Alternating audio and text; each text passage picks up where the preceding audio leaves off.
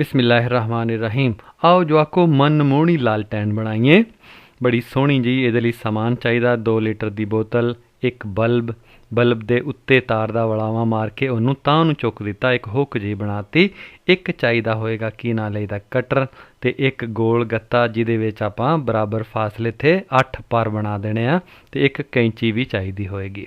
सारिਆਂ तो पहले बोतल के अगले पासे ते पिछले पासे रबड़ के 2 छल्ले चढ़ा दिते ते इन्हां छल्लियां दे लागों बोतल नूं वड्ढ दिता।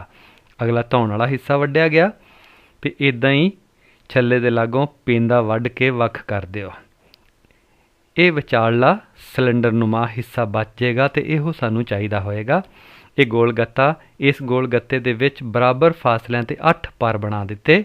एक पासे उभरे हुए ने ते दूसरे पासे गत्ते दे नाल जुड़े हुए ने। विचाले मोरी भी आ एक, ये पुट्ठा पासा ते दूसरा सीधा पासा। ये एक टीन दा तवा जिहा कट के दरम्यान चों उभरिया ते इस मोरी दे भी आले दुआले गूंद ला दिती। तवे ते भी गूंद लगी आ ते इन्हें उभरे हिस्से नूं गत्ते दी मोरी दे विच फसा दिता, पक्के तरीके नाल जोड़ दिता। इस गत्ते दे कंढियां ते भी गूंद ला के इस सिलेंडरनुमा हिस्सा कंढियां दे नाल जोड़ दिता ते आले दुआले पासियां ते भी गूंद ला दिती ताकि ना बाहर दी हवा अंदर आवे ना अंदर दी बाहर जाए। ये साडा लालटैन दा उतला हिस्सा तैयार।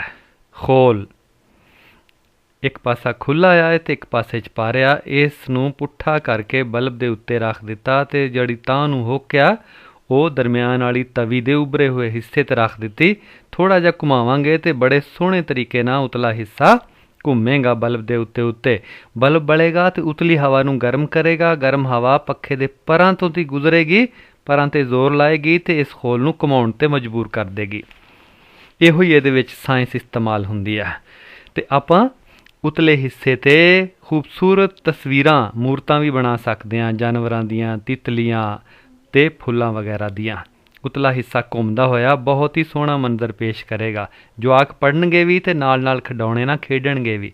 उत्ते बटर पेपर दा खोल चढ़ावांगे ते बारी दे लागे रखांगे ते बड़े सोहणे तरीके नाल जानवर तितलियां भजदियां नज़र आउणगियां ते हनेरे दे विच भी बड़ा खूबसूरत मंजर नज़र आएगा। तो इहो बच्चों साइंस सिर्फ साइंस नहीं है, फन भी है ते स्वाद भी।